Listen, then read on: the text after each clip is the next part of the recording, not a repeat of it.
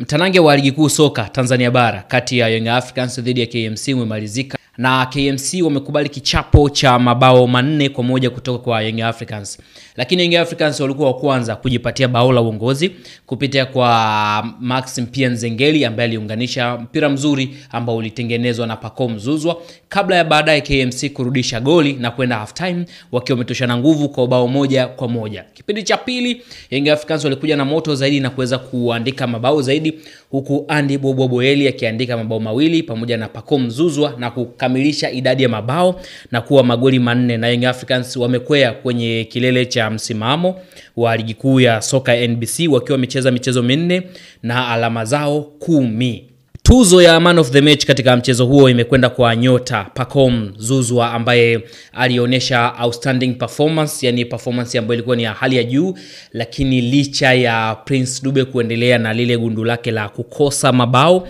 ama kukosa nafasi za wazi, ambapo imekuwa kama ni desturi fulani ambayo wana Yanga hivi sasa kama wanaanza kuizoea kwamba Dube kuna aina ya magoli ambayo huwa ni open space huwa anazikosa. Lakini baada ya kutoka na kuingia Andy Bobo Boeli aliweza kufunga mabao 2 na kuonesha kwamba hakustahili kukaa benchi, lakini alitarajia angeanza, licha ya mwalimu wa Young Africans Pedro Gonçalves kusema kwamba bado Dube amekuwa bora sana kwenye uwanja wa mazoezi na amekuwa akifunga sana kwenye viwanja vya mazoezi, ile inapokuja katika official match hata mwenyewe huwa anashangaa kwamba ni kitu gani ambacho huwa kinamkuta nyota huyu ambaye mara nyingi sana anakosa sana mabao. Huenda ni swala la muda tu na Dube atakaa sawa, ambapo mchezo huu wa leo wa Young Africans unapisha ratiba ya michezo ya kimataifa na international break, ambapo timu za taifa zitaenda kucheza michezo ya kirafiki, ambapo sasa ligi itasimama kwa muda kabla ya kurejea tena hapo baadaye, ambapo itacheza kama michezo 2 kisha timu zitaenda tena kwenye michezo ile ya club bingwa pamoja na kombe la shirikisho barani Afrika. Kwa hiyo kwa leo ni kwamba Young Africans wamefanikiwa kuibuka na ushindi wa mabao 4-1 dhidi ya KMC. Sasa kwa taarifa hii ni kwamba kocha KMC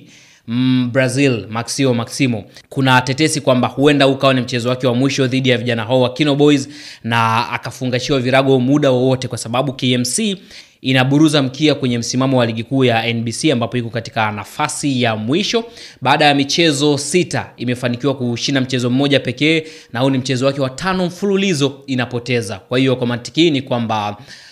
tayari kocha Maximo ameanza kuangaliwa kwa jicho la pili, huku KMC wakitangaza kwamba wanaanza kutafuta mtu ambaye atachukua mikoba ya Maximo ambaye licha ya kuanza na timu hii kutoka katika mchezo wa kwanza wa ligi kuu, lakini ameshindwa kubadilisha chochote ndani ya kikosi cha KMC, na badala yake timu imekuwa ikipoteza michezo kila kukicha, ikiwa imeshinda mchezo mmoja tu na inaendelea kupoteza mchezo, huku ikiwa haionyeshi kama ni timu ambayo ina hatari au haionyeshi kama ina mabadiliko, kwa sababu kila mchezo ambapo KMC anacheza inaonekana kama ni mchezo ule kwamba haibadiliki, hata aina yake ya uchezaji imekuwa ni ile ile.